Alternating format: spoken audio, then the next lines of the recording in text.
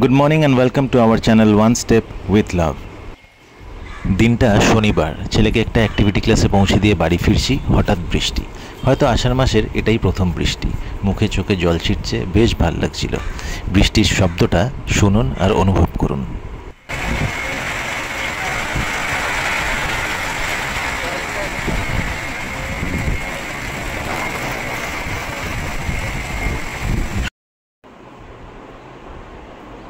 আমি এখন cheese bread বানিয়েছি, আমি আর মধুরিমা চিজ ব্রেড খাবো। ছেলে অ্যাক্টিভিটি ক্লাসে গেছে, ও ফিরলে ওকে বানিয়ে দেবো। উঠে বলো, চা হয়ে গেছে।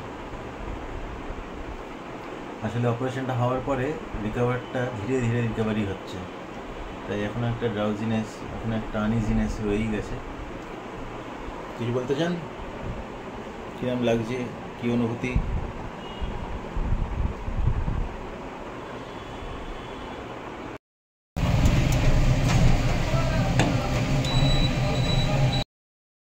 খেয়ে নে, ওটা খুলিস না, না খুলে খা। Cheese bread, cheese bread. প্লেটটা একটু সামনে টেনে নে যাতে না পড়ে। হ্যাঁ, তুমি কি বললে? মোবাইলটা চার্জে দিয়ে দেবো?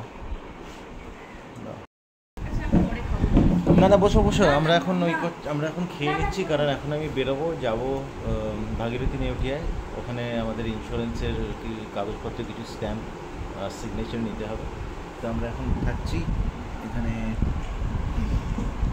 পনির আর বাড়িতে বানানো ফ্রাইড রাইস।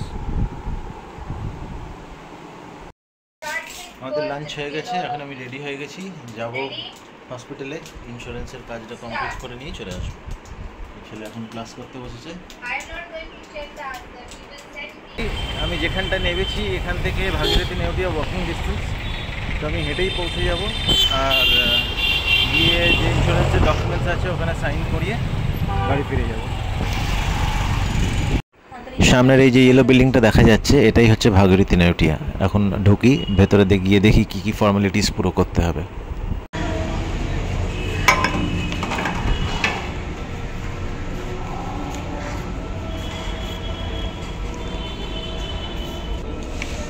ম্যাডাম, পেশেন্ট ছিল আমার, তো ইন্স্যুরেন্সের পেপারে একটু স্ট্যাম্প সাইনের দরকার ছিল।